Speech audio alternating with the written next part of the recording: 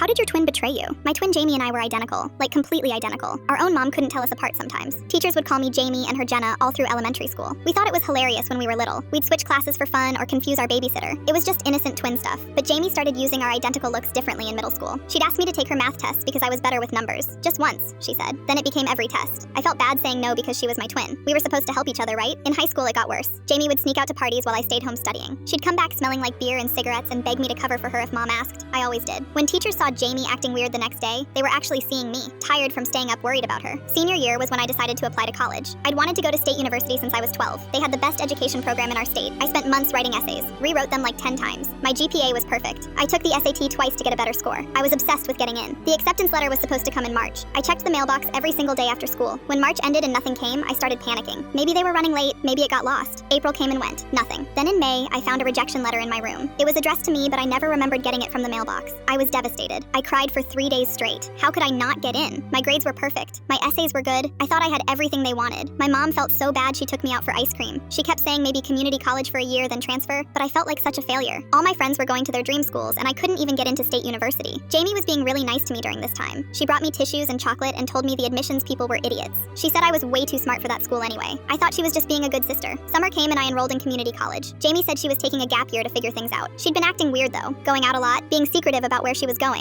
When I asked, she'd just say she was hanging with friends or running errands. One day in July, I ran into Mrs. Wilson from our high school at the grocery store. She was my old English teacher. She came up to me all excited and said congratulations on getting into State University. I was confused and told her I got rejected. She looked puzzled and said no. She saw my name on the scholarship recipients list on their website. They even posted my essay about wanting to teach elementary school. I went home and looked up the website immediately. There it was, my essay. Word for word, the essay I'd written and rewritten dozens of times. But the name next to it wasn't mine. It was Jamie's. And there was a photo of her receiving some scholarship check. I felt sick to my stomach. I called the admissions office right away. They told me Jamie had enrolled using all my test scores, my transcripts, my essays, everything. They said they'd received my application months ago and accepted me immediately because my credentials were so strong. I asked about the rejection letter I got. They had no record of sending me anything. They'd only sent acceptance letters and enrollment information to the address on the application, which was our house. Jamie had been intercepting all my mail. When I confronted her, she didn't even try to deny it. She just shrugged and said she needed a way out of this town and I'd be fine at community college. She said I was smart enough to succeed anywhere, but she wasn't. She needed my grades to have any shot at a real future. I asked her how she could do that to me. She said it wasn't personal. She was just looking out for herself, like it was the most normal thing in the world to steal your twin's entire identity and dreams. I was so angry I could barely speak. She'd watched me cry for months thinking I wasn't good enough. She'd comforted me while knowing she was the reason I got rejected. She'd stolen my acceptance letter, my scholarship, my whole future. I called the university and explained everything. They said this was fraud and they'd have to expel Jamie immediately. I felt bad for like 2 seconds, then remembered she'd been living my life for months while I thought I was a failure. Jamie got expelled 3 days before classes started. She came home screaming at me for ruining her life, said I was jealous and vindictive, that I'd rather see her fail than succeed. But I told her she did this to herself the moment she decided to steal my identity.